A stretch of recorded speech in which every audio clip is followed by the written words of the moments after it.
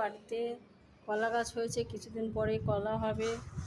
আর আমাদের ছাদের উপর থেকে আমি দেখাচ্ছি, দেখতেই পাচ্ছেন কলা গাছটা কত বড়। বলুন, আমাদের বাড়ি চাল কুমড়ো গাছ হয়েছে, আজকে আপনাদের দেখাবো।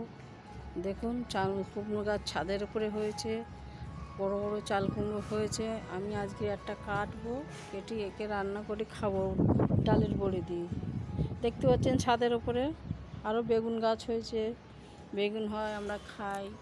তো আজকের আপনাদের চাল কুমড়ো গাছ দেখাচ্ছি, আমাদের ছাদের উপর তুলে দিয়েছি। এই যে কত বড় দেখুন, আর এই দেখুন। তো আমি কাটাটা আপনাদের দেখাতে পারবো না, কেন এখন বৃষ্টি হচ্ছে ছাদের উপরে। আমি মোবাইলটা এখন অফ রাখবো। তো আপনাদের গাছটা দেখিয়ে দিচ্ছি।